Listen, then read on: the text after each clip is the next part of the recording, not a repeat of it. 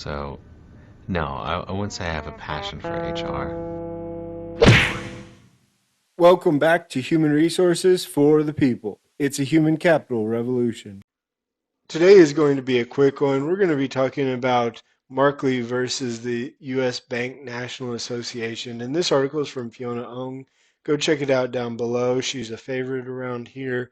Her articles are usually really good. But in Markley, the bank vice president is terminated after an investigation. And the investigation was into whether or not they improperly gave commission credits to his subordinate.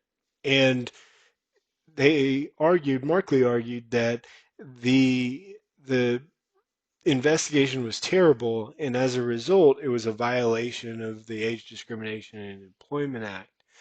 Apparently, the investigator, whoever it was, didn't conduct additional bank research that Markley thought was important, didn't look over sales records, and the investigator didn't choose the right witnesses or did inappropriate internet searches for the VP's social media history and looked through personal emails. And he was upset that he didn't respond to the allegations against him. Now, as someone who uh, as someone who has done investigations similar to this, I just want to note that you don't need to respond to the allegations against you, and it really doesn't matter. I would say that 99% of the time, I have a fairly good understanding of the situation at hand. And if you've responded with something, sort of groundbreaking, I haven't done my job. Um, but the 10th Circuit held that just because the employer failed to follow its own policies, and didn't hold a great investigation, it doesn't really matter. You have to create some sort of indication that it was as a result of age, but they didn't do that. Um, there are many flaws in an investigation, the 10th Circuit said, so there must be a way to indicate that it was protected class-based discrimination rather than just, assuming it because it was a bad investigation.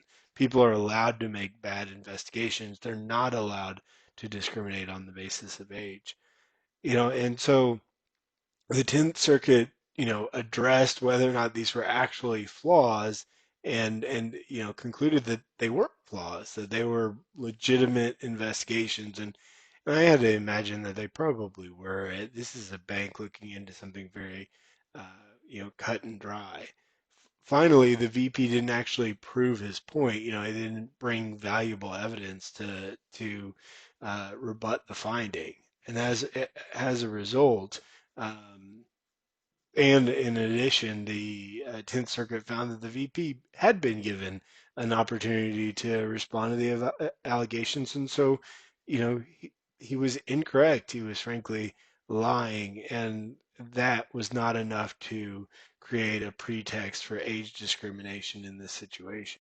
What do you think about today's video? Please comment down below, like, share, and subscribe. It really helps out. And I'll see you on the next one. Bye, guys.